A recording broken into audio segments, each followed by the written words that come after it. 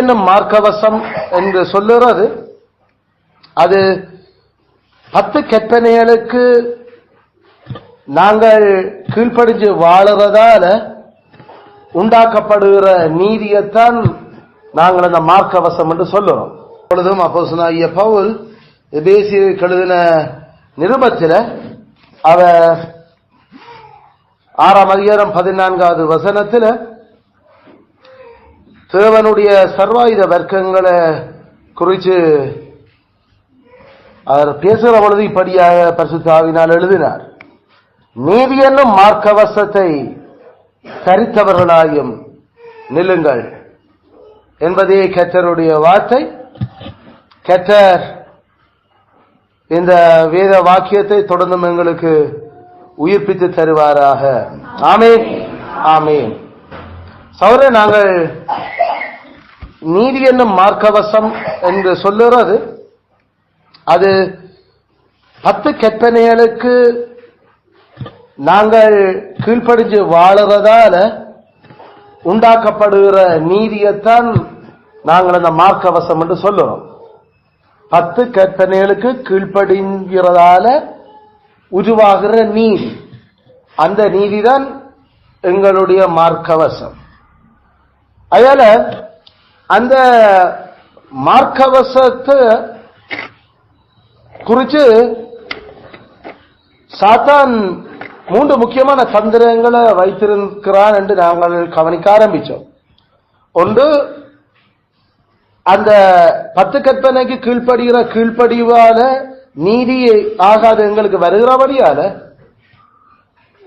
என்ன, உண்ட நீதியெல்லாம் நீ ரசிக்கப்படுற, நீ நீதி செய்கிறபடியா கடவுள் உன்னை ரசிக்கிற, மற்றபடி கடவுள் நீ நீதி செய்யாட்டி ரசிக்க மாட்டேன் என்று எங்களோட நீதிய அதுதான் எங்களை ரசிக்குது என்கிற ஒரு மாய தோற்றத்தை உருவாக்கி அந்த நாங்கள் செய்கிற நீதிக்கான மூலாதாரம் என்ன என்றது எல்லாத்தையும் மறக்க பண்ணி ஏதோ நாங்களாம் நீங்க வெட்டி புடுங்கி கிழிச்சு கொண்டு இருக்கிறோம் என்ற ஒரு படத்தை எங்களுக்கே மண்டைக்குள்ள போட்டு எங்களை ஆணவமாக்கி எங்களால நாங்கள் அப்ப நிக்கிறோம் என்கிற ஒரு விதமான மமதையை உண்டு பண்ணுற ஒரு நிலைக்கு சாத்தான் பல பேரை வஞ்சிச்சு போட்டார். அதை நாங்கள் சுருக்கமா ஒரே சொல்றோம்னா அதை சுய நீதி என்று சொல்றோம். 10 கற்பனைக்கு கீழ்ப்படிவதா, ஆனா அது எங்களாலதான் நாங்கள்தான் அதனுடைய முதலும் முடிவு நாங்கள்தான் என்ற மாதிரி ஒரு போலி பிம்பத்தை உருவாக்கி எங்களுக்குள்ளே அப்படி ஒரு யோசனையை உருவாக்குவது. அதனால கடைசியில 10 கற்பனையை நிறைவேற்ற முடியாதபடி நாம செத்து கிடந்த யாக்கள் என்றதெல்லாம் மறக்க பண்ணி கடவுள்லாம் தன்னுடைய ஆவிய செத்து போயிருந்த எங்களுக்குள்ள அனுப்பி அவர் உயிர்ப்பிச்சு அந்த ஆவியால எங்களை பலப்படுத்தி இயலுமையை உண்டு பண்ணி அதே ஆவியும் இப்ப கிறிஸ்துவும் பிதாவோட வலது பார்சத்திலிருந்து அவர் பரிந்து பேசிக்கொண்டு இங்கு ஆவியானவர் எங்களோட சேர்ந்து அந்த நல்ல கிரிகளை செய்யறதுக்கு வேலை செய்யறாருன்ற படம் எல்லாம் அப்படியே மறக்க பண்ணி போட்டு ஏதோ நான் செய்கிறபடியே கடவுள் என்ன கேட்கிறேன், நான் செய்கிறபடியே கடவுள் தரத்தானே வேணும், நான் செய்கிறேன் அப்ப புறம் என்ன 10 கட்டளை என்ன அது நான் செய்ய என்ற மாதிரி ஒரு நம்மட வாசல விசர்க்கதைகள். உண்மையில கடவுளுக்கு முன்னாலே மனுஷருக்கு முன்னாலே அப்படி ஒரு பேச்சு நடைமுறைகளை அல்லது யோசனை எங்களுக்கு வச்சிருக்கு. நான் உபவாசம் பண்றேன், நான் ஒழுங்கா தசமாக கொடுக்கிறேன், நான் தான தர்மம் செய்கிறேன், நான் டெய்லி ப்ரே பண்றேன், நான் ஒழுங்கா வேதம் வாசி கொண்டிருக்கிறேன். இந்த மாதிரியான அந்த பேச்சுகள் எல்லாத்தையும் வடிவா நாம யோசிக்க வலிக்கிட்டா எங்களோட சபத்துல எவ்வளவு குறை இருக்குது, நாம வாசிக்கிற வேதத்துல எவ்வளவு பிறமொழியா நாம விளங்கி வாசிச்சு கொண்டு கிடக்கிறோம். எங்களுடைய உபவாசம் நிலைமைகள் எங்கட பாவத்துக்கு தான் அது செய்த விளங்கியல நாம செய்யற தான தர்மம் தான கடவுள் இஞ்சி கொண்டு மல்ல கொள்ளையா சாப்பிட்டு கொண்டிருக்கையில கடவுள் எங்களுக்கு எத்தனையோ விதமா அவர் திருப்பி அதை தந்து அவர் எங்களுக்கு தந்தல் நாம தான தர்மம் செய்து கொண்டிருக்கிறோம் என்றது புரியல.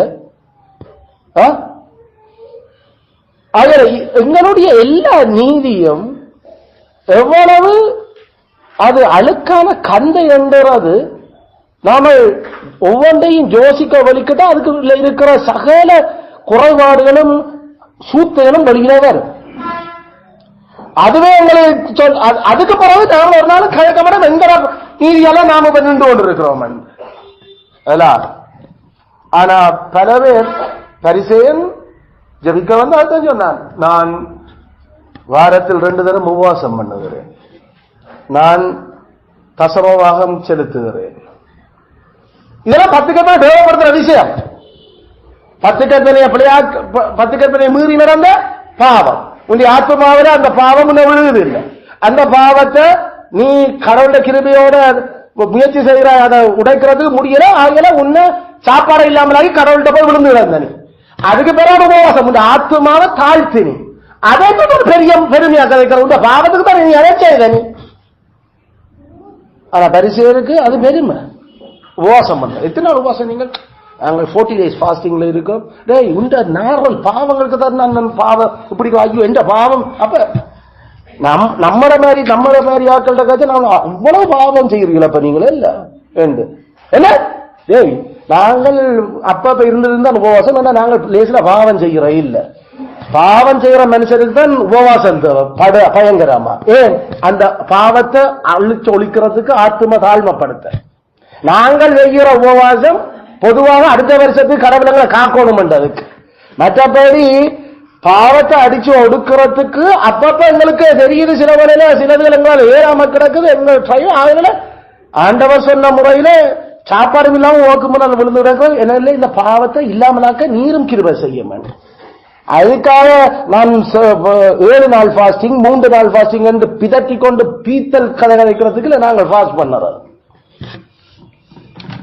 ஆனா பரிசேயர், வேதபாரகர், ரோமன் கத்தோலிக்கர், கரிஸ்மேட்டிக் அதுக்கு தான் செய்கிறோம்.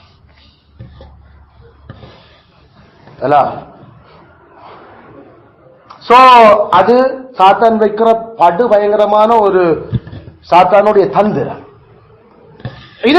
இதுல நாம விளையலையோ அவ அடுத்த எக்ஸ்ட்ரீமுக்கு போய் அடுத்தது என்ன சொல்லுவ? சும்மா இந்த 10 கற்பனை இந்த நீதி இதுகளை ஏன் நீங்க செய்யணும் கொஞ்சம் பொறுங்க. இந்த உண்மையை யோசிப்பாருங்க. இயேசு என்னத்துக்கு வந்தார்? பாவத்தை மன்னிக்க. இயேசு பாவத்தை மன்னிக்கிறது அவர் என்ன செய்தவர்? அவர் நியாயப்பிரமாணத்தை நிறைவேற்றினவர். நியாயப்பிரமாணத்தை அவர் நிறைவேற்றி அவர் நீதியை சம்பாதிச்சுட்டார். நீதி அவர் சம்பாதிச்சா பிறகு உனக்கு ஒரு நீதி போக்குறது அவர் தான் தன்னை நீதியில போட்டுட்டார். பிறகு ஒரு 10 கற்பனை மிகவும் அப்ப இது அடுத்த பக்கம் மற்ற பக்கம் இருந்தது.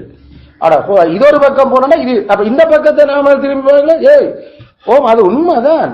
கிறிஸ்து இல்லாட்டி எங்களால இப்ப நிறைவேற்ற 10 கற்பனை நிறைவேற்றாது. ஏன் நிறைவேற்றணும்ன்றதுக்கு காரணம் வேதம் சொல்றது. ஏன் 10 கற்பனையை நிறைவேற்ற வேணும் என்று. அதால வர்ற நீதி என்னத்துக்கு தேவை என்றால் கிறிஸ்துவனுடைய நீதி என்னத்தை செய்தது, எங்கட நீதிய என்னத்தை செய்து கொண்டிருக்கிறது. அப்ப கொஞ்சம் பொருள் அப்ப விசுவாசம் ஒன்று இருக்கு. அப்ப கடவுள் நீங்க இயேசு விசுவாசிச்ச காரணம் இருக்கு. இயேசு உங்களுக்கா 10 கற்பனை நிறைவேற்றிட்டு அதனால இயேசுவே அந்த நீதி என் மேல் போட்டுவிடும். கடவுளுக்கு முன்னால நீ நீதிமான் சொல்ல நீதிமான் என்று எல்லா நாளும் நீதிமான். எப்படி இருக்குது இந்த கேம்? நான் நீதிமான் நீ நீதிமான். ஆனா செய்யறதெல்லாம் அட்டூழியம், செய்யறதெல்லாம் பாவம். ஆனா நீதிமான் சொல்லுவா நான் நீதிமான். இது 20ஆம் நூற்றாண்டுல அந்த psychologist who is that? Sigmund ஃப்ராய்டுடைய கள்ள மனித சீரழிவால வெளிப்பட்ட ஒரு விதமான பைத்தியத்தன்மை. எப்பயுமே எல்லாத்தையும் நேரா எடுக்கணும், எல்லாம் ஒரு பாசிட்டிவா திங்க் பண்ணணும். நீங்கள் என்ன எப்பயுமே ஒரு நெகட்டிவா கதைச்சு கொண்டு எப்பயுமே ஒரு பாசிட்டிவா கதைக்கணும். வாயில வெளியில வார்த்தை வரையக்குள்ள ஒரு நல்ல வார்த்தை அதை செய்யணும். என்னால முடியும், உன்னால் முடியும் அப்படி என்றால் வரும். அதை அப்படியே சேர்ச்சுக்களை இறக்குமதி செய்து நீ என்ன பாவி பாவி, நான் பாவிதான், நான் பாவிதான், நான் பாவிதான், அது நிறைய பாவி பாவி. நீ நீதிமான் என்ற பாட்டு, நீதிமான் என்ற பாட்டை காணல. இங்க கொஞ்சம் பொருள். இதுதான் அடுத்த பக்கம் இருக்கிற பிரச்சனை. பாவத்தினுடைய அகோரமும் அது நாம சாகும் வரைக்கும் எங்களோட வாழுதுன்றதனுடைய வேத சத்தியம் விளங்கல இந்த மாதிரியான பைத்தியங்களுக்கு. அதே இயேசு மரிச்சிட்டார், இனி கெளிவ பரலோகம் தானே நினைச்சு கொண்டிருக்கிறீங்க. அவர் இயேசு மரிச்சதால என்ன அவர் சம்பாதிச்சிருக்கிற, அவர் சம்பாதிச்சது எப்படி எங்களோட வாழ்க்கையில காட்டப்பட வேணும், பைபிள் எப்படி அந்த தொடர்பு எங்களுக்கு காட்டிக்கொண்டு போகுது என்று யோசிக்கிறதுக்கு மூளை இல்லாதையா இருக்கு. இயேசு மரிச்சிருக்கிறார், நீ அதை நம்பு, நீ நம்பினா ரசிக்கப்பட்டுட்ட. அப்படித்தான் நாங்கள் கணவரை கிறிஸ்தவராக்கினாங்க. கேம்பஸ் குரூசேடில் அந்த சுவிசேஷ ஊழியமே இப்படித்தான் நடக்கின்றது. இப்பயே அப்படிதான் நடக்குதுன்னு நான் நம்புறேன். அந்த நீ பாவி கடவுளுக்கு முன்னக்கு முறையில பெரிய பிளவு, அந்த பிளவு அடைக்கிறதுக்கு கிறிஸ்து சிலுவையில அத பிளவை பாலமாக்கிட்ட. இப்ப நீ கிறிஸ்துவோட கூட கிறிஸ்துவோட வந்த நீ கடவுளோட சமாதானமாயிட்ட. அதுல இதான் விஷயம். நீங்க இந்த இயேசு ஏற்றுக்கொள்றீங்களா? ஏன்னா பைபிள் சொல்லுது, எத்தனை பேர் குமாரனுடைய நாமத்துக்கு விசுவாசமாகி அவர் ஏற்றுக்கொண்டார்களோ அத்தனை பேரும் அவருடைய பிள்ளைகள். இந்த வசனத்தை நீங்க நம்புறீங்களோ? ஓம், நான் நம்புறேன். அது ஒரு பெரிய வாவி சொல்லுது. எனக்கு சொன்ன உடனே நான் பாருங்க, நீங்கள் இப்ப இயேசுட பிள்ளை. அப்ப நாம ரெண்டு பேரும் ஜெபிப்போமா? இருக்கா? ஜபம் முடிஞ்சோன்னா, ஆண்டவரே இந்த ஜபத்தை கேளும், இந்த ஆத்துமா உண்மை ஏற்றுக்கொண்டது, அவர் உண்மை பிள்ளையா, அவரை பிள்ளையா அங்கீகரிச்சிருக்கிறது, அதை அவர் விசுவாசிக்கிறார். ஆண்டவரே இன்றையிலிருந்து அவருடைய வாழ்க்கையை தொடர்ச்சியாக பயன்படுத்தி உமக்கு சாட்சியாய் மாற்றம் தேசிய நாமத்தில் அமையும். இன்றையிலிருந்து யூ ஆர் வெல்கம், நீர் இன்றையிலிருந்து கிறிஸ்தவன். இப்படி எத்தனை பேரை கிறிஸ்தவன் ஆக்கிறான்?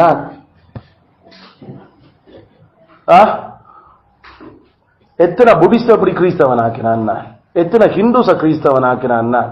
எத்தனை பேர் எப்படி சர்ச்சுகளுக்கு அனுப்பி இருந்தான்?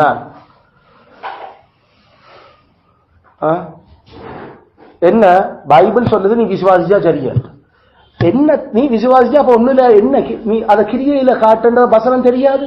நீ விசுவாசிச்சா கிரியையில காட்டன் தேயும் விசுவாசிக்கிறாரு பிசாசே. அப்ப அதுல விசுவாசியோ, அதுல கிறிஸ்தவோ பேய். அதுவும் இயேசு மரிச்சார், இயேசு நீங்க சம்பாதிச்ச அதுக்கும் தெரியும் தானே. கடவுளோட சமாதானத்துக்கு வழி அது வந்து அதுவும் சொல்லும் தானே. ஓ, நீர் ஜீவனுள்ள தேவனுடைய குமாரனாகிய கிறிஸ்து, அதுவும் வாய் அறிக்க வந்ததானே. அப்ப என்ன பரலோகமா கேள்விமா? பேய்க்கு பிறந்த பேர் தான் நாங்கள் பேர் செய்யறாங்க. வெற்றிப்புக்களை சபை காக்கல சேர்க்கிறோம். இந்த வீக் சந்திச்ச இந்த கிழமை எத்தனை பேரை கிறிஸ்தவுக்களை நடத்தி இருக்கிற இந்த மாசம் கொஞ்சம் குறைவா இருக்கிறாங்களா? இது என்ன இது? இது நெல்லு விதைச்சிட்டு அறுவடை செய்கிற மாதிரி விசக்கூத்தாது. ஆத்தும அறுவடை செய்யறது இப்படியோ? Business strategy, yes, sales target கொடுத்த மாதிரி மனுஷருக்கு மண்டைக்களாகவும் அதுலையும் போறேன்னு ஏதோ பாஞ்சு விழுந்துக்கிறது மாறன். இந்த மாசம் டார்கெட் அச்சீவ் பண்ணி அதுலயும் ஒரு சந்தோஷம். பார்த்தா அந்த அதே போறாங்க, அதே பாய் ஃப்ரெண்ட், அதே கேர்ள் ஃப்ரெண்ட்ஸ். என்னடா போதாரு இதுகள் இப்படியே நடக்குது பாவத்துல. அண்ணா அக்கா அவருக்கு வந்து பே பண்ணணும் மாதிரி ஒரு பிரச்சனையா இருக்கு. இதுதான் இப்படி ஒரு போலி கிறிஸ்தவத்தை உருவாக்குறதுக்கு இது யாரு இந்த மாதிரியான செட்டப்ல உருவாக்குறது? சாத்தான் தான். அதனுடைய கருவிகள் இந்த பிரதரன் கூத்தவாள் பிரதர். அப்படிப்பட்ட ஆட்களுடைய போதனைகளால சேர்ந்து பின்னி பிணைஞ்சதான் அது படிச்ச மூளைகளுக்கும் இது ஒரு நல்ல ஈஸி வேயா இருக்குது ஆட்களை கடவுள்கிட்ட சேர்க்கிறதுக்கு. அதனால கேம்பஸ்கள்ல இப்படித்தான் ஆட்களை சேர்த்து பைபிள்ல சொல்லி இருக்குது. அதை நீங்க நம்பினா சரி. பைபிள் இது மட்டுமா சொல்லி இருக்குது? அவர் குமாரன் மேல் விசுவாசம் அவர் ஏற்றுக்கொண்டுள்ள இத்தனை அவர் குமாரன் என்ன செய்தவர், குமாரன் என்னத்துக்காக அப்படி செய்தவர், அவரை விசுவாசிக்கிறால் என்ன, அந்த விசுவாசம் கிரியையில வெளிப்பட வேணுமா இல்லையா, அந்த கிரியைகள் அந்த விசுவாசத்துக்கு சான்று பகருமா இல்லையா? அப்ப கிரியை இல்லாம விசுவாசிச்சது செத்த விசுவாசம். இதுகளை நம்ம பைபிள்ல நம்ம என்ன நீ அந்த அளவுக்கு யோசிக்கிறது மூளை இல்லை. ஏதோ ஒரு பக்கத்தால யோசி போட்டு முடிஞ்சு போகுது. என்ன நோக்கம்? எல்லாம் நன்னோக்கம். ஒரு ஆளுக்கு இவளுக்கு சேர்ச்சுக்கு கொண்டு வர விருப்பம் இல்லை. இவன் பேய் குட்டியல் மாதிரி ஆட்கள் பிடிச்சி இயேசு ஏற்றுக்கொண்டோம் கையொத்தி எத்தனை பேர் இன்றைக்கு இயேசு ஏற்றுக்கொண்ட நீங்க அப்படி நம்ம இயேசு ஏற்றுக்கொண்டு நீங்கள் முன்னுக்கு வாருங்கள் உங்களுக்கு நாங்கள் ஜெபிக்க போறோம் என்று சொல்லுவது நாங்கள் பிழை என்று நாம சொன்ன அந்த இதுல பேய் சனம் இப்படி சனம் எவ்வளவு கண்ணீரோடு முன்னுக்கு வருகிறது. என்ன நீலி கண்ணீர் வடிச்சு என்ன ஏசா கண்ணீர் வடிச்சு வருது இதுகள் எல்லாம் இந்த பாவம் குத்தப்பட்டு வந்தா ஆண்டவர் என்ன செய்யணும் என்று கேட்டதா இல்லாட்டி கூப்பிட்டு இன்றையோட நீ கிறிஸ்தவையா கிறிஸ்துவ ஒப்புவிக்க இன்றைக்கு ஹல்லேலூயா இன்றைக்கு 200 பேர் இன்றைக்கு வாழ்த்த கால் இன்றைக்கு பள்ளிக்கூடத்தில் இருந்து அழைப்பு விட்டோன்னே அவர்கள் 200 பேர் இயேசு ஏற்றுக்கொண்டார்கள்.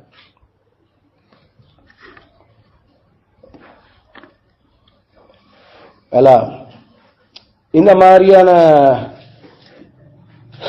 இயேசுவுக்கு ஆக்கள் சேர்த்த கூட்டம் தான் சேர்ந்து பைபிளே பேக்கம் அது பேக்க ஆக்கள் சேர்க்கணும் அதுகளுக்கு விளங்கு. அந்த விஷயம் என்ன அடிப்படையில்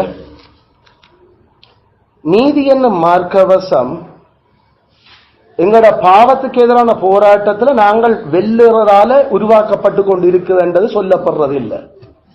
இயேசு எல்லாம் செய்துட்டார் நீ நம்பினாக்கான இயேசு என்ன எல்லாம் செய்தவர் அப்ப நீ ஒன்றுமே செய்ய தேவையில்லையோ. அப்ப நீ என்ன செய்யணும் என்று இயேசு சொல்ற நீங்கள் என்ன நேசிச்சா இந்த கற்பனைகளை கை கொள்ளுங்க. அப்ப இயேசு அது சொல்றது தெரியல. நீ என்ன விசுவாசிச்சா இந்த பிதாவு சித்தத்தை நான் செய்யற மாதிரி நீ செய். அவ செய்ய சொல்லி சொல்றாரு அது என்ன செய்கிறது அந்த அந்த பாட்டு அப்படியே மூடிடுவார். அதை சொன்ன கஷ்டம் இல்ல சனத்துக்கு செய்ய சொன்னார். இது ஈஸி பிலிவிசம். ஈஸி பிலிவிசம் அவருடைய பேர் இலகுவாக விசுவாசிக்க வைத்த அது பேயும் விசுவாசிக்க இப்படி ஈஸியா அது இன்னும் சீரியஸா விசுவாசிக்குது. அது ஈஸியா இல்லாட்டியும் சீரியஸா விசுவாசிக்குது. அல்ல ஆல்டர் கால் ஈஸி பிலிவிசம் இதெல்லாம் நாம 20ஆம் நூற்றாண்டு 19ஆம் நூற்றாண்டு கடைசியில் இந்த பிரதர் நாட்களுடைய மொக்கு வேத விளக்கங்களால உருவான பெரும் பிரச்சனை. புதுதா வந்திருக்கிற எத்தனை பேர் புதுதா இத்தனை வந்து உனக்கு என்ன அந்த ஆக்களை கூட்டிக் கொண்டு வந்த ஆக்களோட அதுவே ஒரு பெருமை. இன்றைக்கு எத்தனை பேர் சேர்ச்சிக்கு வாரணும் எத்தனை பேர் புதுசா இருக்கிறோம் என்ன இன்றைக்கு ஆக்களை காணல நீங்கள் போய் விசிட் பண்ணல ஆக்களை என்ன எங்களுக்கு வேற குடும்ப வேலை வட்டி இல்லை அதான் செய்ய சொல்றது. அதுல நீ இருக்கிற இடத்துல 10 கற்பனையின்படி வாழ் அந்த வெளிச்சம் பிரகாசிக்கும். அவன் கேட்பான் ஏன் இப்படி ஞாயிற்றுக்கிழமை வந்து மெச்சம் ஏன் நீங்கள் வர மாட்டீங்கன்னு எங்களுக்கு 10 கட்டளை என்று ஆண்டவர் 10 கட்டளை இருக்கிற அந்த 10 கட்டளை 4வது கட்டளை அவருக்கு ஒரு நாள் கொடுக்கிறது. அந்த நாள் கட்டாயம் நாங்கள் கொடுக்கணும். மிச்சம் 6 நாள் எங்களுக்கு தந்திருக்கிற அதெல்லாம் நீங்களால வரையலாம். ஐயோ அங்கேயும் இருக்கிறீங்க பைபிளை தூக்குறோம் என்று இப்படி சீரியஸா செய்யல. இப்படி சீரியஸ் செய்தா உண்மையில அதான் பைபிள்காரர் இல்ல ரெண்டாவது சொல்லுங்கள் அது அவிசுவாசி. ஆனா சொல்லுது தங்களுடைய சொந்தக்காரர் தங்களுடைய எல்லா சேர்ச்சுக்காரரும் தங்களுடைய ஆக்கள் இருக்கிறீங்க. ஆனா பைபிளை இப்படி ஒரு தூக்கி ஆனா பைபிளோட திரிகிறீங்க. அதனால நீங்கள் அப்ப பைபிள் அந்த தூக்கி கொடுக்க வாசியை பார்க்கலையோ நீ மற்றவரெல்லாம் சொல்ற எனக்கு கொஞ்சம் வீட்டாண்டு வச்சிருக்கிறேன் நான் ஒரு கடவுளை நம்புறேன். நீங்கள் நம்பாட்டியும் பரவாயில்ல இந்த பைபிளை வாசிச்சு பாருங்க. ஏன்னா நாங்கள் அதால பிழைக்கிறோம். அது உங்களுக்கும் பிரியோசனமா இருக்கு பாக்குறீங்களே இல்லை. அதனால நாங்க வந்து கதைக்கலாம் நாளைக்கு வர மாட்டோம் கொள்ள மாட்டோம் எங்களுடைய நடக்கே இல்லை. நீங்கள் ஸ்காலர்ஷிப்புக்கே விடாத அவ்வளவு சீரியஸா பைபிளை பின்பற்றுறீர்கள் மெச்சுக்கங்க விட போறீங்க அவளுக்கு தெரியும். நாங்கள் எங்களோட வாழ்க்கை பேச வைக்கிற ஆக்களை அப்ப சுவிசேஷத்தை கொண்டு போறோம். இதுக்காக தேடி தேடி போய் நாங்கள் சுவிசேஷம் அறிவிக்கிறதுக்கு நாங்கள் வேலை வட்டியோட எங்களுக்கு வேற வேலைகள் இருக்கு. அதனால சரியான கவனமா இருக்கணும். இந்த நீதி என்ன மார்க்கவசத்தினுடைய பயன் என்ன கிறிஸ்துவ விசுவாசம் என்னும் கேடகத்தினுடைய பயன் என்ன? விசுவாசிக்கிறதும் ஒரு ஆயுதம். ஆனா மார்க்கவசமும் ஒரு ஆயுதம். தேவன் 2 ஆயுதத்தையும் தந்திருக்கிறார். அப்ப விசுவாசிக்கிறது நாம வழங்கப்பட்டது ஈஸி பிலீவிசம் இல்ல, விசுவாசிக்கிறது அதனுடைய பயன்கள் அந்த ஆயுதத்தால செய்யப்பட கிடைக்கிற பயன் தனித்துவமா இருக்குது. அந்த பயனையும் மார்க்கவசத்தினுடைய பயனை கொண்டு வந்து குழப்பக்கூடாது. குழப்பின ஒன்று கொண்டு தேவையில்லைன்னு கிடைக்கலாது. அப்ப நாம இப்ப நீதியின் மார்க்கவசம் பார்க்கிற வரையில முக்கியமாக அதனுடைய பயன்களை நாம லிஸ்ட் அவுட் பண்ணுவோம்.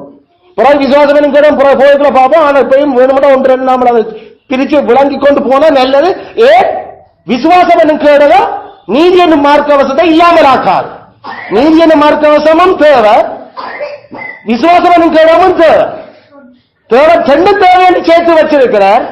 தேவன் சேர்த்து வச்சதை நாம பிரிச்சு அறிஞ்சிடக்கூடாது. ஹலோ, 2 தேவையான 6 ஆயுதங்கள்ல அவர் சேர்த்து வச்சிருக்கிறார்.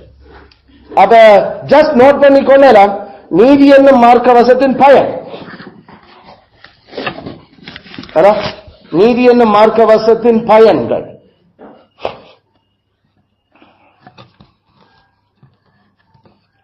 ஒன்று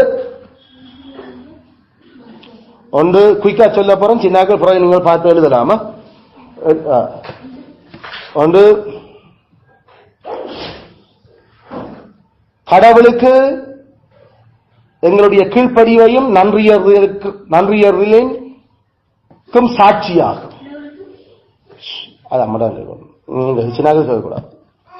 கடவுளுக்கு எங்களுடைய கீழ்ப்படிவுக்கும் நன்றியறிதலுக்குமான சாட்சி. To testify our obedience and thankfulness to God. To testify our obedience and thankfulness to God. To testify. சாட்சியம். கடவுளுக்கு நாங்கள் கீழ்ப்படுகிறோம், நன்றியா இருக்கிறோம் சாட்சி. இந்த நீதியின் மார்க்கவசம் 10 கல்லே செய்கிறோம். சகோதரர்களுக்கு பிரியோசனமாயிருத்தல். சகோதரர்களுக்கு பிரியோசனமாயிருத்தல். To profit our brethren. நாம 10 கட்டளைப்படி நடக்கிறதால எப்படி சாத்தானுகிற அக்கினியாஸ்திரங்கள் எல்லாத்திலையும் நாங்கள் தப்பி எங்களுடைய மார்க்கவசம் அதை காத்து நாங்கள் சோங்கா விழுப்பு அடையாம நிக்கிறோம் என்ற அந்த விடயங்கள் எங்களோட சகோதரருக்கு நாங்கள் அறிவிச்சு அவளை பிளப்படுத்துறதுக்கு அது பிரியோசனமாயிருக்கு. அது எங்களுக்கு மட்டுமில்லை, சகோதரருக்கும் இது பிரியம் வேண்டாம். மார்க்கவசத்தினுடைய பயன் எங்களை போல பரீட்சைக்கு வில்லு போட்டு சொல்றதுக்கு வைக்குது. மூன்றாவது, எங்களுடைய விசுவாசத்தை நிரூபிக்குது. விசுவாசத்தை நிரூபிக்குது. To prove our faith. To prove our faith. To prove our faith. நாங்கள் யாரை விசுவாசிக்கிறோம், என்னத்தை விசுவாசிக்கிறோம் என்றதுக்கான நிரூபணம் இந்த 10 கற்பனைக்கு கீழ்ப்படுகிறதால உருவாக்கப்படுற நீதி. அதான் இந்த மார்க்கவசம்.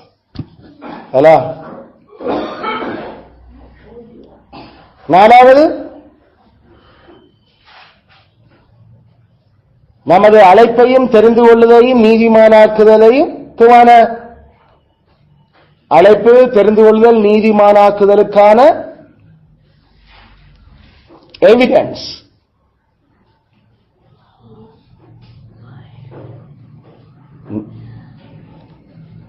நிரூபணம்.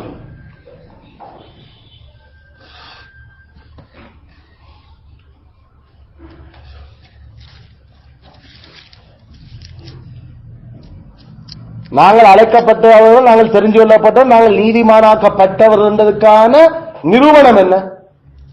நீதி என்ன மார்க்கவசம் தான். நீதி என்ன மார்க்கவசம் இல்லையோ நம்ம அழைப்பும் உறுதி இல்லை, நாம நீதிமானாக்கப்பட்டதும் உறுதி இல்லை, நாங்கள் தெரிஞ்சு கொள்ளப்பட்டிருக்கிறோம் உறுதி இல்லை.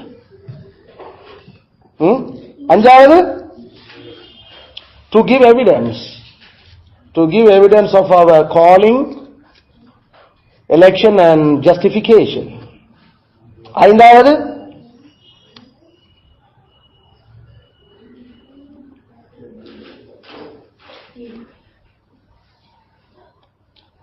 அசுத்தம், துன்மார்க்கம்,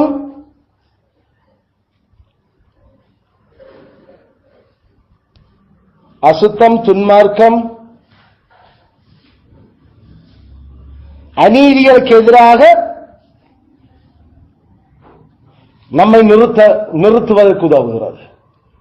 அசுத்தம், துன்மார்க்கம், அநீதிகளுக்கு எதிராக நம்மை நிலைநிறுத்துவதற்கு உதவுகிறது.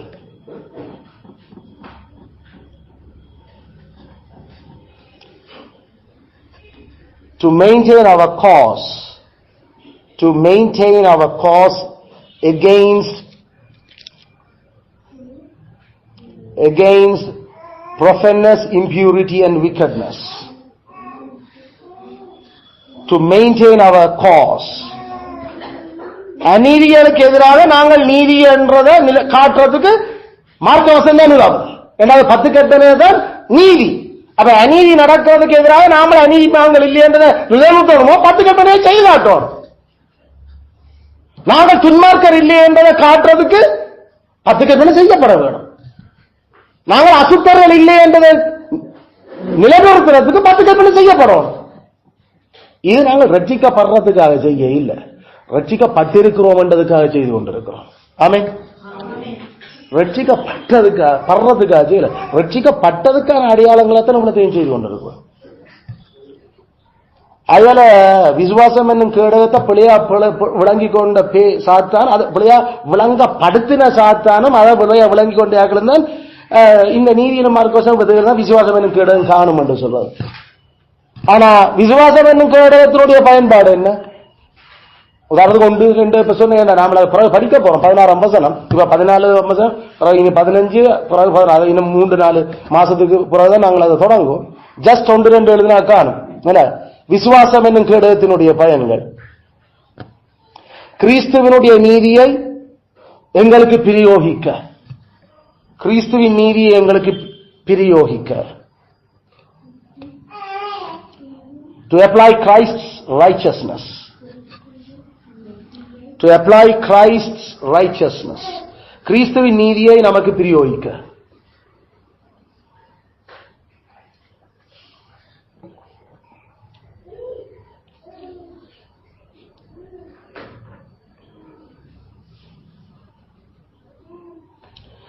இரண்டாவது, நமது நீதியின் குறைபாடுகளையும் பூர்ணமற்ற நிலைமைகளுக்கும், நமது நீதியின் குறைபாடுகளுக்கும் பூரணமற்ற நிலைமைகளுக்கும் ஆதரவாகியிருக்க.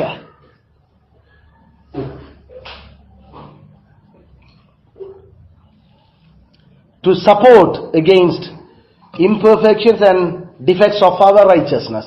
எங்கட நீதியில எவ்வளவோ குறைகள் கிடக்குது. 10 கற்பனை நிறைவேற்ற எங்கட மார்க்கவசத்துல அந்த குறைகளை ஆட்ட நீதி சப்போர்ட் பண்ணும். கிறிஸ்துவனுடைய நீதி அது சப்போர்ட் பண்ணும்ன்றத எந்த கருவியால, எந்த போர் கருவியால நாம எடுக்கிறது? விசுவாசம் என்னும் கேடகத்தால நாம எடுக்கலாம். அதுல விசுவாசம் என்னும் கேடகம் எங்கட நீதியின் கிரியைகள் முழுமையில பட்டாது குறைபாடா இருக்குது என்றத விளங்கி கிறிஸ்துவனுடைய நீதியை எங்களுக்காக எடுத்துக்கொள்றதுக்கு அது ஆதரவு தந்து கொண்டிருக்கிறது.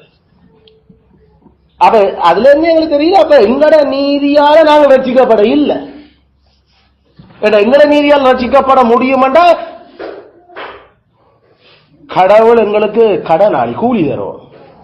இது கூலி இல்லை, ரட்சிப்பு அவற்ற விசுவாசத்தால் கிருபையால கிடைக்கப்படுற கடவுளுடைய இலவசமான அந்த ஈவ். It's a gift. ரட்சிப்பு. அதுல 10 செய்வால நமக்கு என்ன நன்மை? அதான் சொன்ன நஞ்சு. கடவுளுக்கு நாங்கள் நன்றியானையாக்களா வாழ்றோம் என்றது நாம் அதுல காட்டிக் கொண்டிருக்கிறோம். அவர் செய்து இப்படி செத்து கிடந்த எங்களை நாம் உயிர்ப்பிச்சு விட்டது என்னத்துக்கு? நீங்களும் இந்த நல்ல கிரியை செய்யுங்கடாப்பா. அது ஐயோ கடவுள் இப்படி எங்களை நிச்சயமா அவரை விட்டு பிரிச்சிடலேன்றதுக்கு நன்றியாக நாம செய்துக்கிறோம் அவருக்கு. ஆனா அதாவது அவருக்கு ஒரு வித்தியாசனம் இல்லை, எங்களோட நன்றியை காட்டுறோம் நாங்கள். அது மட்டும் இல்ல, நாங்கள் கடவுளுக்கு கீழ்ப்படிவோம். எங்களுடைய பாவேஜமானும் பேக்கு நாங்கள் கடைசியும் கீழ்ப்படிய மாட்டோம் என்ற நாங்கள் 10 கட்டளைக்கு கீழ்ப்படுவதால காட்டிக்கொண்டு சொல்லிக் கொண்டிருக்கிறோம். அதான் எங்களுடைய மார்க்கவசம். அல்ல இப்படி நாங்கள் போராட்டங்களுக்கு 10 கற்பனைக்கு எதிராக வர்ற பிரச்சனை நின்று 10 கற்பனைய அல்ல நாங்கள் அதுக்கு கீழ்ப்படுகிறாலே நாங்கள் வெண்டு நாங்கள் குணப்பட்டபடியால சகோதர குணப்படுத்துறதுக்கு அது எங்களுக்கு உதவுது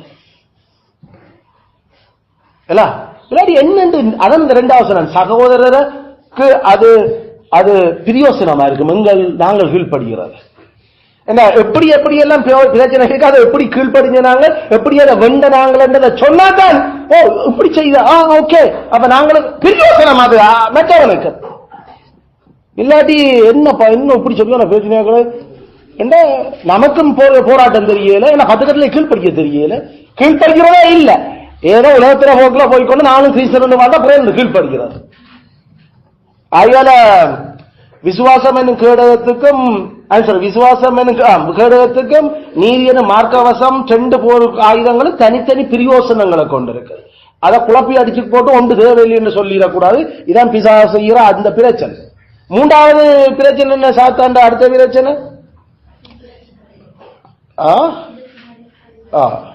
ஐயோ 10 கட்டில செய்கிறதே ஒரு பிரச்சனை என்று ஒன்று அதான் அதோட பிரச்சனை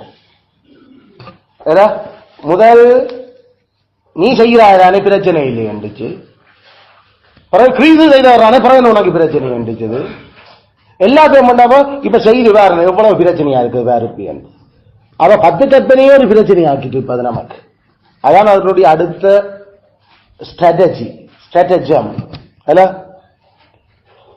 10 அல்லது நீதி என்னும் மார்க்கவசம்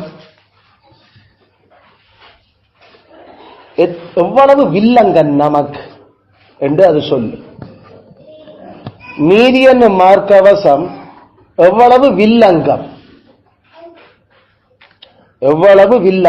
நமக்கு இதான் அந்த அடுத்த அதனுடைய தந்திரம் வில்லங்கம் என்று சொல்றது கம்பசம் CUMB கம்ப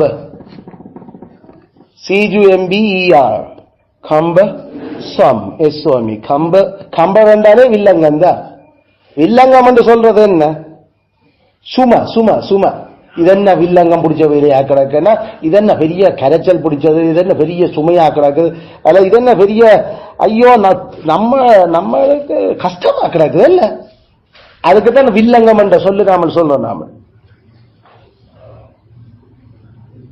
கம்பசம்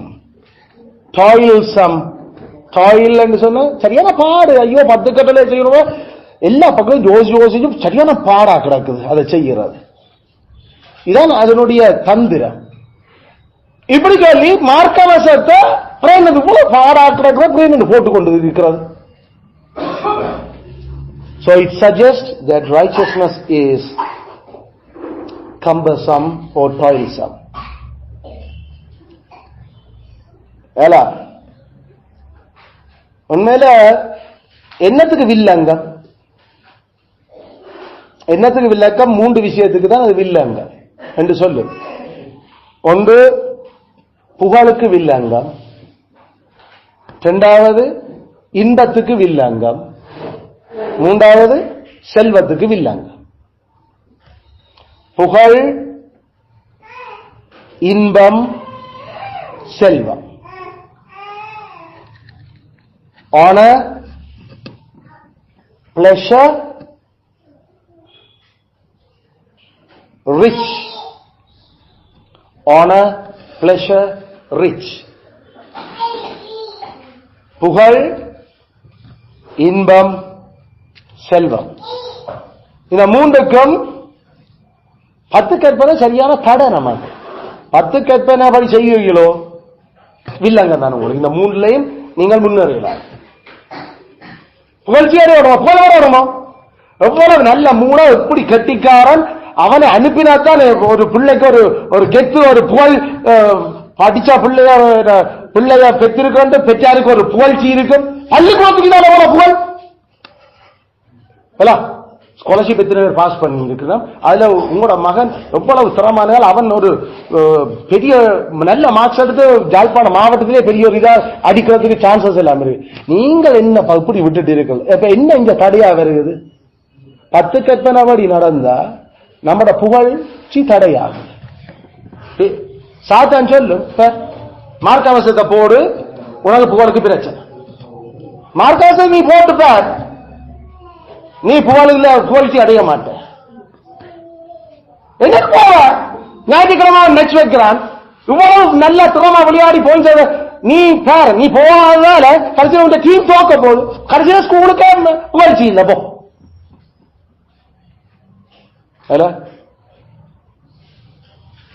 அவ தோத்தா என்ன பேர் வரும். இன்றைக்கு எக்ஸண்டேல் வரையில அவங்க ஞாயிற்றுக்கிழமை வர மாட்டாங்க.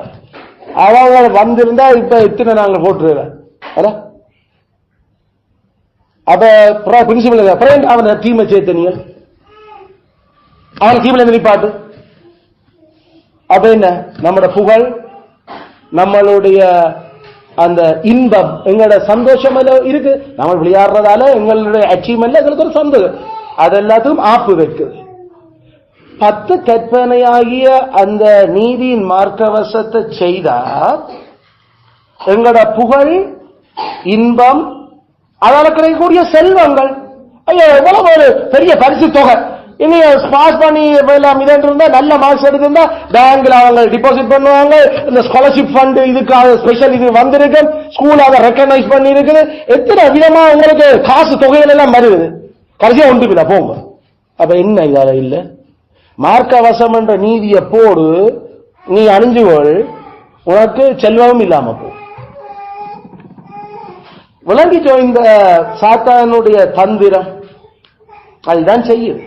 இப்படிதான் கனவேற விழுத்தி இருக்கு, இப்படிதான் கனவேற அது முறிச்சிருக்கு, இப்படித்தான் ஆட்களை இழக்க போறத நினைச்சு சோர்வடைய பண்ணிச்சது. தாங்கள் இழக்க போற புகழ்ச்சியால பயமடைய பண்ணிச்சது. வரலாறு கனவே இந்த நீதியின் மார்க்கவசத்தால அணிய மறுத்து கடைசியில அவர்கள் நரக பாதாளத்துக்கு போச்சுதான். அப்ப அவன் சாத்தனுடைய தந்திரம். ஏசா அப்படித்தான் போனான் நீதியான மார்க்கவசத்தை மணியேல. ஆனா ஒரு நேர சாப்பாட்டுக்காக அந்த இன்பத்துக்கு அதுக்கு ரெடி அவுட் தேமா அவுட். அந்த உலகத்தால் கிடைக்கிற புகழ் செல்வத்துக்காக 10 கற்பனையை விட்டுட்டான். இப்படி நிறைய பேரை நாம சொல்லலாம் வேதத்தில் இருந்து. தாங்கள் இந்த உலகத்தில் புகழ், இன்பம் அல்லது மகிழ்ச்சியா இருக்கிறது, அடுத்தது வளப்பமா இருக்கிறது, அது இழக்கப்படும் என்ற பயத்தில் மார்க்கவசத்தை போடாம இருக்க யோசிக்கிறீர்கள். அத இத வில்லியம் கவுஜங்களோட போதர் எப்படி சொல்லுறாரு, some cast away this breastplate for promotion's sake. ப்ரமோஷனுக்காக சில பேர் மார்க்கவசத்தை கலட்டி எறிகிறீர்கள். ஏன்னா ப்ரமோஷன் வரணுமோ, நாங்கள் 10 கற்பனைப்படி எல்லா கட்டளையும் கை கொள்ள இல்லாம போகுது. ப்ரமோஷன் வேணுமென்றா ஒன்றும் செய்யலாது. நீங்கள் சில 10 கற்பனை நீதிகளை தவிர்க்க வேண்டும்.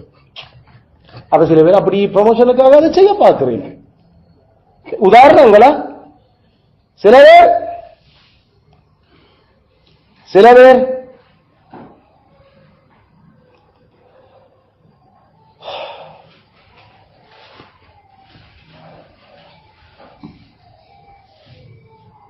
முகஸ்துதி என்ன சொல்றோம்? முகஸ்துதி என்ற அந்த ஃபேவர் இல்ல, ஃபிளட்டரி இங்கிலீஷ்ல ஃபிளட்டரி. சார் நீங்கள் சார் உங்களை விட்டா யார் சார் நீங்கள் சார் செய்து தருவோம். உண்மையில அவனுக்கு தெரியும் இவர் அப்படி இல்லையே. ஆனா புழுகுறது ஆள முகத்துக்கு முன்னால இருக்கிற கொஞ்சத்தை அப்படியே தூக்கி பப்பா மரத்தில் ஆள வைக்கிறது, அதெல்லாம் கொஞ்சம் இருக்கும். ஆனா அதை பெருசா ஊதி அந்த அதைத்தான் ஃபிளட்டரி என்ற முகஸ்துதி என்பது. முகஸ்துதி ஒரு படுபயங்கரமான பாவம். தெரியும் நாம பொய்யாதான் ஆள சொல்றோம். ஆனா இப்படி ஏத்தி விட்டா விஷயம் நடக்கும் என்று தெரியும். ஏத்தி கடைசியில நாம யோக்கியம் இல்லாம நடந்து கொண்டிருக்கிறோம். நாம நீதியின் மார்க்கவசம் பேசிக்கா என்ன? ஜோக்கியமா இருக்கிறது. கர்த்தருக்கு முன்னால மனுஷருக்கு அந்த யாருக்கு பொருத்தம் இல்லை என்று தெரியும். தெரிஞ்ச பிறகும் நாம அவரால் அது முடியும், உன்னால் அது செய்யலும், நீங்கள் அதை செய்வியல் என்ன கிழிப்பியல் உண்மையில தைரியம் அப்படி சொல்ல போற நமக்கு பிரச்சனையா போதும். அதனால என்ன இப்படி சொல்லிட்டு போனா என்ன பிரச்சனை? எவ்வளவு பொய் சாட்சி அது 10 கத்தனைய உடைச்சறியுது. பிளட்டர் நமக்கு பொருத்தம் இல்லாத இடம், நமக்கு தகுதி இல்லை, ஆனா காசை கீசை கொடுத்து அந்த இடத்துக்கு வந்துடுறது. காசை கொடுத்து அல்லது அவருக்கு புஷ் பிடிச்சு வால் பிடிச்சு வந்துடும். நமக்கு தகுதி இல்லை அதுக்கு அந்த இடத்துக்கு பொசிஷன்ல வர. ஆனா நாங்கள் அதுதான் நாம என்ன பைபிள் சொல்லுது, பிரைப், பரிதானம். 10 கற்பனைக்கு எதிரான பாவம். அது என்னத்துக்கு எப்படி பாவம்? நமக்கு தகுதி இல்லாத ஒரு இடத்துக்கு நாம வர போறோம், அந்த இடத்தை அடைகிறதுக்கு நாங்கள் லஞ்சம் கொடுக்கிறோம். லஞ்சம் காசு அல்லது வேற ஏதாவது பொருள்கள் கொடுத்து அவரை குஷியாக்கி, சார் பார்த்து செய்வோம் சார் எல்லாம் கதைச்சா ஏன் சரிதான் ஐயா, நான் செய்கிற வேலைக்கு எனக்கு நீ தந்தா காணும். மற்றபடி இங்க ஒன்றும் நாமக்கு செய்ய ஒரு பெரிய பிரச்சனையும் இல்லை. நம்முடைய ஆட்களுக்கு நாமல் இங்க சில வேளையில நியாயமா பெற வேண்டியதுக்கு சார் செய்தாங்க சார், இப்ப என்ன சார் ஏதாவது பாத்துக்கிறது செய்தா என்னதான் பாத்துக்கிறது சார், உள்ளதான் கேட்கிறேன் என்றாலும் விட மாட்டேன் அந்த போலீஸ்காரன். வேற என்ன செய்கிறது? இது லஞ்சம் இல்லை, இது கோதாரி நியாயமான நம்மளை அப்படி வச்சு கொள்ள ஏதாவது செய்கிறார்.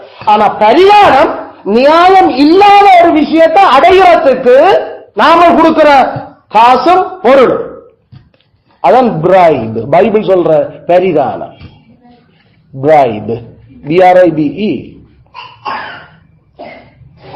அப்படி செய்யக்கல நம்மட மனசாட்சி அங்க சரி அசூசிப்பட்டு மனசாட்சி குத்தம். ஏன்னா 10 கற்பனைக்கு முரணாக நாம என்ன பொருத்தமில்லாத இடத்துல, பொருத்தமில்லாத பதவிய, பொருத்தமில்லாத அந்த பாராட்ட பெறறதுக்கு நாங்கள் பரிதானம் கொடுத்த. நாங்க எப்படி இந்த விஷயம்? அதுல இதுகளெல்லாம் இப்ப அந்த இடத்தை வந்து இருந்தா அதுக்கு பிறகு நாமளும் ராஜா அதுல இருந்து நமக்கு சொல்றதெல்லாம் கேட்கணும் மாக்க.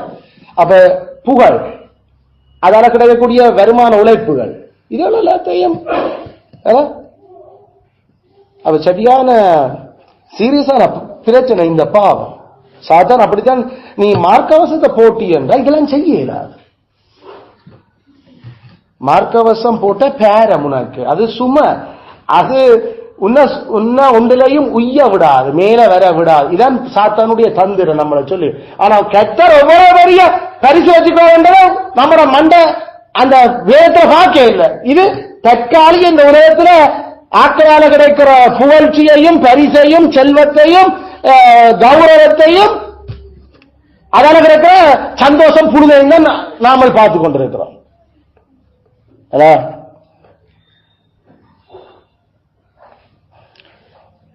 மற்றவர்களுடைய செல்வத்தை நாமல் ஏமாத்தி சுத்துமாத்து பண்ணி நாமல் எடுக்கிறது. சுத்துமாத்து பண்ணி எடுக்கிறது வந்து அது 8ஆம் கட்டளைக்கான பாவம். டீஃப்ராட், மற்றாளுக்குரியதை நாமல் ஏமாத்தி நமக்கு எடுத்துக்கொண்டுள்ளது. ஒண்ணும் செய்யாத இந்த உலகத்துல நாம வாழணும், இப்படி அப்ப செய்தாதான் வாழலாம். வேற இல்ல என்னது வாழ்றான்? இங்க நியாயமா வாழ்றவனுக்கு ஒன்றும் இல்லை. இப்படி அப்ப நாம ஏதாவது செய்தாதான் ஆக வேற ஒன்றும் இல்லை என்ற கதையெல்லாம் கேட்கல. என்ன நடக்குது? டீஃப்ராடிங் இந்த உலகத்துல செய்யாம வாழ இயலாது. அப்படி என்ன மார்க்கவசம் அணிய இயலாது. அல்லது நான்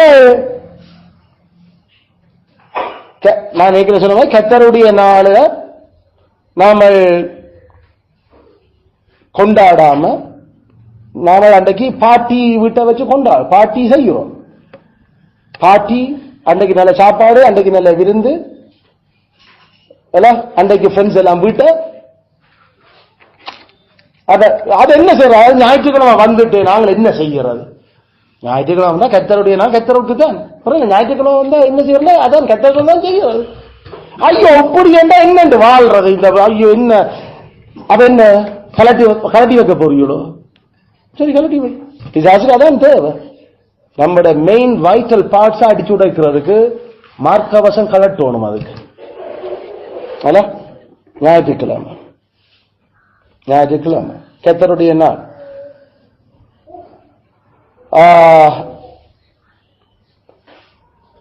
அல்லது மிதமிஞ்சிய எழுதுறார் immoderaatly pursuing lawful pastimes. பொழுதுபோக்குகள், நியாயமான பொழுதுபோக்குகளையும் மிதமிஞ்சி பயன்படுத்துறார். நியாயமான பொழுதுபோக்குகளையும் மிதமிஞ்சி பின்தொடரல்.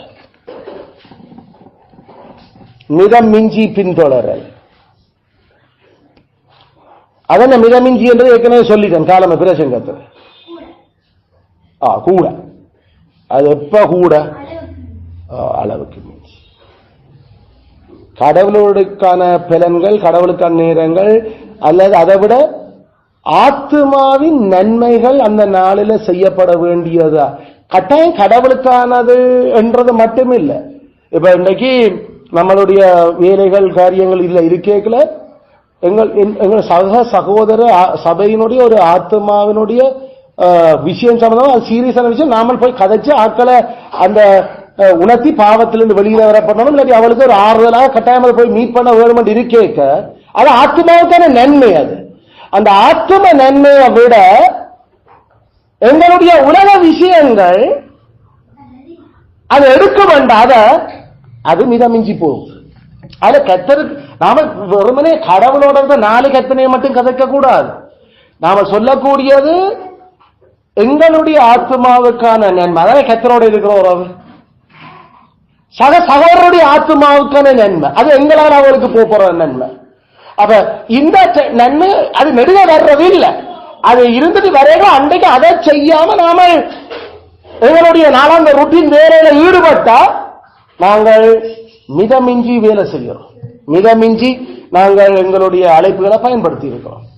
அப்ப கவனம், அந்த மிதமிஞ்சி என்று சொல்றது ஆத்ம நன்மைக்கு எதிராக போறது. இது ஆவிக்குரிய நன்மைக்கு எதிராக போறாது. எந்த ஆவிக்குரிய நன்மையோ அல்லது சகோதரருடைய ஆவிக்குரிய நன்மையோ எதுவா இருக்கட்டும், அது மிதமிஞ்சி போகுது. அதான் மிதமிஞ்சி.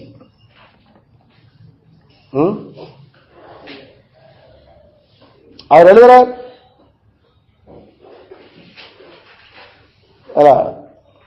தங்களுடைய வருமான நிலைக்கு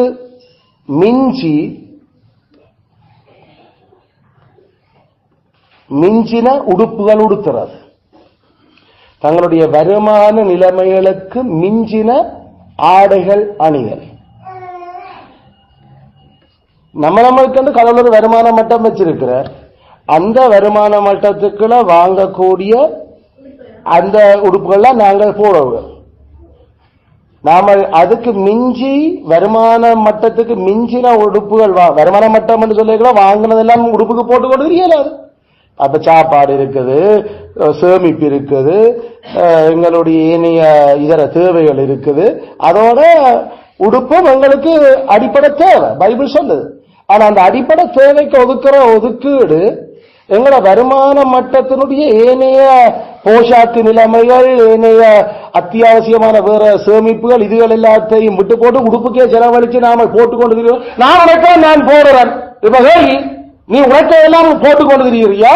அதாவது உழைக்கிறதுல சேமிச்சு உழைக்கிறதுல போஷாக்க பிள்ளைகளுக்கோ மனுஷிக்கோ சாப்பாடு கொடுத்து மற்ற அவருக்கான சேமிப்புகளை எதிர்காலத்துக்கு சேமிச்சு வச்சுக்கொண்டு ஏனைய அவர்களுடைய படிப்புகள் அது இதுகளுக்காக எல்லாம் பிளான் பண்ணி ஒதுக்கி போட்டு நீ இது வேண்டியா? My car, my petrol, my money, my dress. அப்ப பிறகு இங்க வந்து சொல்லக்கூடாது, செவிங்க போதர் எனக்கு இருக்கா, ஐயோ எனக்கு கொஞ்சம் கையில காசு இல்லத்தான் என்ன செய்ய. அப்ப உடுப்பு வேண்டி போடுறதுல என்ன யோசிச்ச நீ? சரியான கவனம் இல்லையா? இதுகளெல்லாம் அப்ப என்ன பிரச்சனை என்றால் இது நான் சொல்லல, இது 15ஆம் நூற்றாண்டுல 16ஆம் நூற்றாண்டுல பியூரிட்டன் சொல்லுகிறாங்க. அவர்களுடைய பிரசங்கம் தான் இது. Attiring themselves in strange apparel above their estates. அதாவது அந்நிய ஆடைகளை அணிதல். அது அந்நிய ஆடைகள், அது வெளிநாட்டு உடுப்போ அல்லது வேற உடுப்போ, அதாவது காஸ்ட்லியான, அதாவது வருமான மட்டத்தில் மிஞ்சினார், அதை போட்டுக்கொண்டு நீ காட்டுறது அது என்ன பாவம்? உண்மையில எங்களுக்கு அந்த விரல் இல்ல, ஆனா வீக்கம் பெருசாக்குறது, மாய்மால நடிப்பது. அதான் இந்த பிரச்சனை. அதான் மத்தியாக்களுக்கு ஒரு படம் கொடுக்கிறோம், நாங்க காசுக்காரர். ஆனா உண்மையில நாம அப்படி இல்லை பேசிக்கா.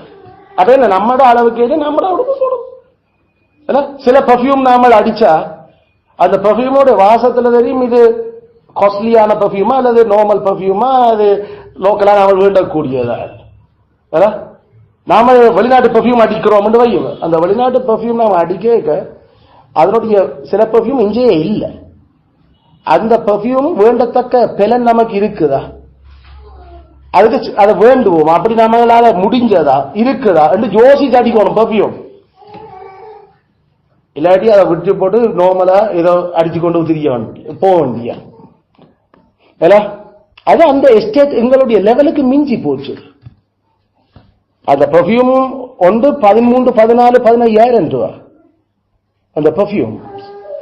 ஆனா சும்மா நமக்கு லோக்கல் 1000 ரூபாய், 1200 ரூபாய், 2000 ரூபாய், இஞ்சி 3000 ரூபாய் இருக்கு பர்ஃபியூம்.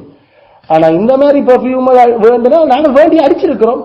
ஏன்னா நாங்கள் அந்த அளவுக்கு எஸ்டேட் இருந்தது எங்கிட்ட இருந்தது. இப்ப எஸ்டேட் இருக்கலாம், ஒரு பிரச்சனை இல்லை, அவருக்கு அது பாவம் இல்லை. நான் அப்பா உணச்சது கேட்ட பர்ஃபியூம் அப்பா அடிச்சா யோ நீங்கள் இதாப்பா, ஆமாப்பா இது என்ன இது, அது அந்த அளவுக்கு உழைக்கிறேன், நான் அடிக்கிறேன், மற்றபடி எல்லாம் ஓகே, நாங்கள இதுக்காக உழைச்சி அடிச்சு கொண்டு தெரிய. அதனால ஆனா அந்த உழைப்புல கடவுள் சூழ்நிலை மாத்திரம் அதுக்கேற்ற அளவுக்கு அடிக்கலாம். ஆக வெளிநாட்டு பர்ஃபியூம் கொண்டு வாங்கன்னு கேட்கறதும் இல்லை. அது எங்களோட எஸ்டேட்டுக்கு மிஞ்சினது. கவனம் கவனம்.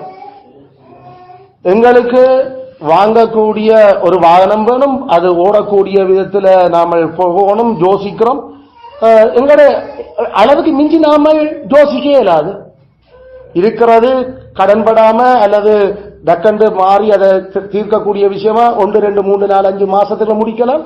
அது பெரிய அளவு பிரச்சனை இல்லை, நீண்ட காலம் ஒன்றும் இல்லை. அது ஒரு காசுகள் வர இருக்கு எல்லாம் யோசிச்சு. அப்ப ஒரு கார் ஒன்று எடுக்க போறேன். கார் 2000 லட்சம், இத்தனை லட்சம். சரி, அந்த காருக்கு ஒரு செலவு வந்தா ஒரு சர்வீஸுக்கு போயிட்டு வரைக்கல 30,000 ரூபாய் சர்வீஸ் சார்ஜ். உனக்கு மாச சம்பளமே 70,000 உனக்கு என்ன கார் கட்டுப்படியாகும்? என்ன கார் கட்டுப்படியாகும்? உங்க மாச சம்பளம் 1 லட்சமா இருந்தா என்னன்னு உனக்கு ஒரு கார் கட்டுப்படியாகும்? அதன் ஒரு 5000 கிலோமீட்டர் ரோடு சர்வீஸ் போடுறதுக்கு ஏண்டா ஆயில் சார்ஜஸ், ஃபில்லர் சார்ஜஸ் எல்லாத்தையும் எல்லாம் கணக்கு பார்த்து முடிஞ்சா 23,000, 24,000. அப்ப என்ன செய்வோம்? உனக்கு ப்ரொபோர்ஷனா ஒதுக்கக்கூடிய எவ்வளவு ஒரு மாசம் அதுக்கு ஒதுக்கி வைக்கலாம்? ஒரு 5,000 ரூபாய். அப்ப 5,000 ரூபாய் ஒதுக்கி அதுக்கு செலவழிக்கக்கூடிய மாதிரி ஒரு டயர் அல்லது இதோ அல்லது ஒரு டயர் மாத்துறது ஒரு காரோட 50,000 ரூபாய் ஒரு டயர். 20,000 கிலோமீட்டர் ஓடினா போய் நீ 4 டயரும் மாத்தணும். 10 லட்சம் உனக்கு தேவை டயரை மாத்துறது. இல்ல ஒரு கார் எடுத்தா நல்ல உங்க எஸ்டேட் என்ன? இல்ல நாங்க லீஸ்ல எடுக்கிறோம். எவ்வளவு ஒரு பிச்சைக்கார காரை துப்ப வேண்டிய ஒரு பாவம் இல்லை செய்யறிய. அவன் ஒரு அவிசுவாசி. அந்த அவிசுவாசி உன்னை கடனாரியா மாத்தி கொண்டு இருக்குது. நீ அது தெரியாம பெரிய கார் ஓடுற நிலையில ஓடி எடுத்துக்கொண்டு ஓடுறா மற்றவனுக்கு ஷோ காட்டுற, மற்றவனால வர புகழ். கார் இருக்கு அவங்கிட்ட. அதோட யோசிச்சு பார்த்தாங்க. நமக்கு அதெல்லாம் ஐயோ பாச நம்மளோட நிலைமைக்கு ஒரு ஓட்டோ தான் நான் யோசிக்கிறேன். அது காணும் எனக்கு. ஏன்னா இருக்கிற இதுல அது ஏற்றி இறக்குறதுக்கும் ஒரு ஃபேமிலியா போய் இப்ப நம்ம அந்த லெவலுக்கு போக தேவையில்லை பாச நமக்கு. இது சரியா நீ யோசிக்கிறது சரி, அவ்வளவுதான். கர்த்தருக்கு ஸ்தோத்திரம். அப்படியான நம்மட லெவலுக்கு யோசிக்கணும் எல்லாம். அதுதான் ஜதார்த்தம், அதான் உண்மை, அதுதான் ஆக்களுக்கு எங்களோட படம் என்னன்னு காட்டுது. கடவுள் அதால சந்தோஷப்படுறார். அவன் உள்ளபடி உண்மையா யோசிக்கிறான். இது எங்களோட மலைச்சாட்சி எங்களுடைய நீதி என்ற மார்க்கவசம் சரியா உருக்கி போட்டு இருக்கிறோம் நாம. அப்ப நாம கம்பெனியில இருக்கா, நாம வேண்டலப்பா, அது அவன் தார, அவன் செலவழிக்கிறான் என்ற அவனுக்குரிய லெவல்ல வச்சிருக்க வேண்டிய அவன் அது கொடுக்கிறான். பரவாயில்ல, அது ஆனா சொந்தமா நாடுன்றது அது அவன் தான். அவர் செலவழிக்கிறார், அவர் பெட்ரோல் அடிக்கிறார், அவர் ஓகே, அதுவும் கடவுளுக்கு ஒரு வழி. ஏண்டா எஜமான அவர் தர போறே நானே வேண்டாம்ன்றது. எந்த குடும்ப காசுல ஒண்ணு செலவில்லை. சார் நீங்கள் காருக்கு உழவு போகுது, அதை என்னில பொறுப்பு, கார் வேண்டாம், ஏதோ இங்க பார்த்து ஓடிக்கொள்றேன் என்று நாங்கள் சொல்லுவோம். நீ காரை எனக்கு மேல கட்டி போற என்ன செலவு கடைசி வரைக்கும் மேலாது. அதனால அவங்க அப்படின்னு நாம சரியான கௌரவமா இருக்கிறோம். தாயா எந்த குடும்ப காசு எனக்கு இருக்கிற வருமானத்துல இதில் கை வச்சிடாது. இதுகளுக்கு அடிஷனலா சில கம்பெனிகள் அப்படி செய்யறேன். அப்படிதான் நீ இந்த லெவல் போஸ்டுக்கு வந்துட்டியா, அப்ப இந்த போஸ்ட் கட்டாயம் கார் அலவன்ஸ் இருக்குது. ஏன்னா இந்த கம்பெனியில இந்த போஸ்ட் வேலை செய்யறவன் சும்மா மோட்டர் சைக்கிள் வரையலாம். அந்த லெவல்லாம் நாங்கள் வச்சிருக்கிறோம். ஓகே, அப்ப நான் பாரு அவன் ரெடி. அது ஒவ்வொரு கேஸ் பை கேஸ் போகலாம். ஒன்று மட்டும் நாங்கள் தெளிவா இருக்கோம், எங்களோட விரலுக்கு மிஞ்சி நாங்கள் வீக்கத்தை யோசிக்க இல்லை. வருமான மட்டத்துக்கு மிஞ்சி செண்டில இருந்து உடுப்பில இருந்து வாகனத்தில இருந்து ஒன்னையும் யோசிச்சிடக்கூடாது. அதான் அந்த அது பாவம். இதெல்லாம் எங்களை ஜோக்கியம் இல்லை மற்றாக்களுக்கு முன்னால. அத நாம தானே யாருக்கு அது கம்பெனிகள் அந்த அவங்க கம்பெனி நல்ல கம்பெனிக்கு போயிட்டு போகுது. நான் இருக்கேன் இல்லையா, அது நமக்கு இதுகள் எல்லாம் கட்டுப்படியாகுது. அது நல்ல இடத்துல இருக்கிற இல்ல, நீ பரவாயில்ல, அதுக்கு எத்தனை கடவுளை வச்சிருக்கிறப்பா அது சொல்றேன். அதுல இந்த மாதிரி இந்த விஷயங்கள் அல்லது வேற மற்ற பக்கத்துல ஐயோ நாம வீணா பேச்சு விடுறோம், ஐயோ நமக்கு அவமானம் தான் இதுகளால, அதனால ஐயோ நமக்கு இது நம்ம பயமா கிடக்குது எனக்கு, அல்லது எனக்கு உண்மையில சரியான கருத்தை தந்து கொண்டிருப்பினா அதனால பேசாம என்ன ஆண்டவருக்கு தெரியும் தானே இதன்னு சொல்லிட்டு 10 கட்டிலே மீறுறதும் அல்ல. மனுஷருக்கு பயந்து கடவுளுக்கு பயப்படாம போறதும். மனுஷருக்கு பயப்படுற பயம் எப்பயுமே நமக்கு பொறிதான், கண்ணி. ஆனா கத்தருக்கு பயப்பட்டா கத்தர் எந்த கண்ணில இருந்து எல்லாம் காக்குறதுக்கு அவர் ரெடி. எந்த மனுஷரும் அவற்றை கைக்கலாம் இருக்கிறேன். அதனால சிலவங்க நாங்கள் தண்டிக்கப்பட்டு எங்களை பதவி இறக்கி போனாலும் பரவாயில்லை. அவருக்கு தெரியும் எப்ப எந்த காலத்துல எங்களை உயர்த்தணும் என்று. அப்படி உயர்த்தின கடவுள் உயர்த்துற கடவுள். அதனால 10 கற்பனையாகிய இந்த நீதியின் மார்க்கவசத்தை மட்டும் கலட்டி போட்டு அது போடாம நாம வேலை செய்வோம் யோசிக்க கூடாது. இதுதான் சாத்தான் வைக்கிற பெரிய ஒரு கண்ணி. நாம செய்ய வேண்டியது என்ன, நாம யோசிக்க வேண்டியதெல்லாம் எப்படி ஒரு போர் வீரன் அந்த பிரஸ்ட் பிளேட் அவங்க போட்டா அந்த பிரஸ்ட் பிளேட் சரியான பேரம், சரியான பேரம். அப்ப அவன் சண்டை காப்பறது போடுறாங்க, இல்லாட்டி மற்றவங்களை கலட்டி வச்சிடறாங்க. அப்ப அந்த போரேக்குள்ள ஏன் அவன் போடுறான், தான் பாதுகாப்பா இருக்கணும், தான் வாழணும். வாழ விருப்பமோ கட்டாயம் போட்டே ஆகும். அதான் பாயிண்ட். வாழ விருப்பமோ பேரத்தை தாங்கித்தான் ஆகும். இதுதான் அந்த பிரஸ்ட் பிளேட்டினுடைய மார்க்கவசத்தினுடைய அந்த பயன்பாடு. யுவர் சேஃப்டி, நம்மட பாதுகாப்பு. யுத்தத்தில் நான் பாதுகாப்பாத்தான் போராடி கொண்டிருக்கிறேன்.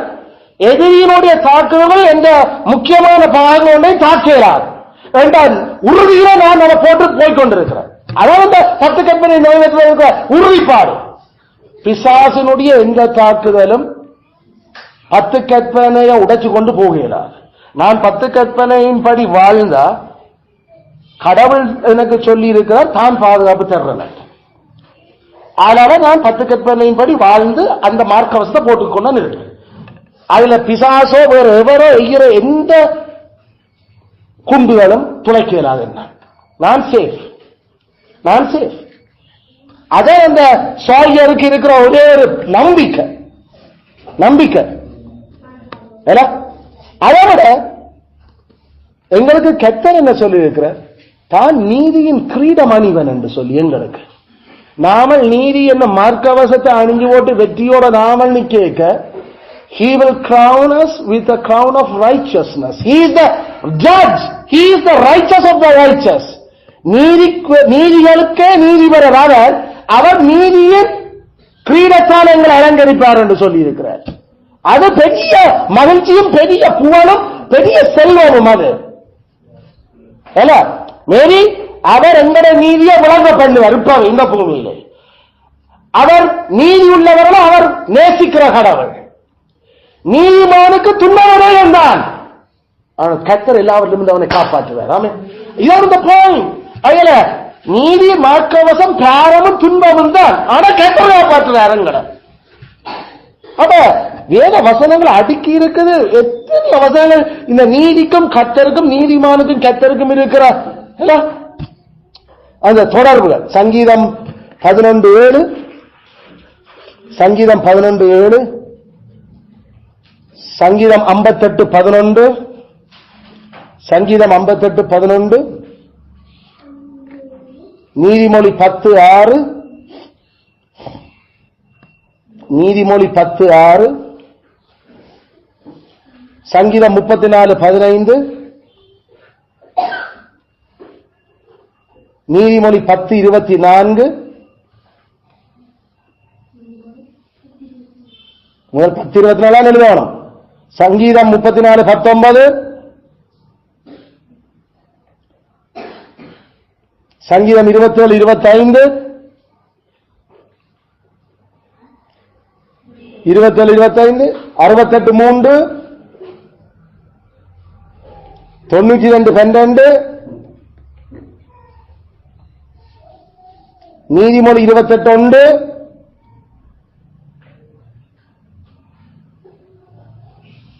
அதாவது நீதிமான் சிங்கத்தை போல நிற்கிறான்.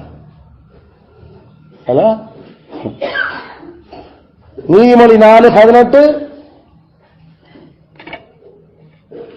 நீதிமொழி 14:32,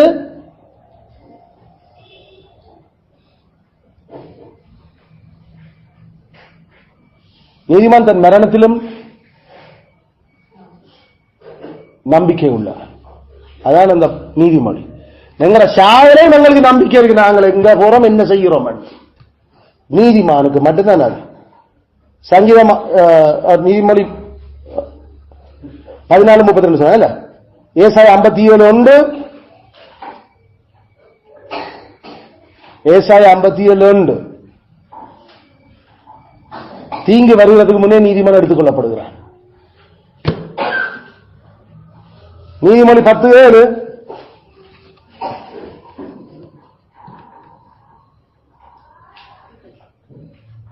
மத்தேயு 25:46, நீதிமான்கள் நித்திய ஜீவனை சுதந்தரித்துக் கொள்வார்கள். மத்தேயு 13:43, நீதிமான்கள் சூரியனை போல பிரகாசிப்பார்கள். சங்கீதம் 112:2,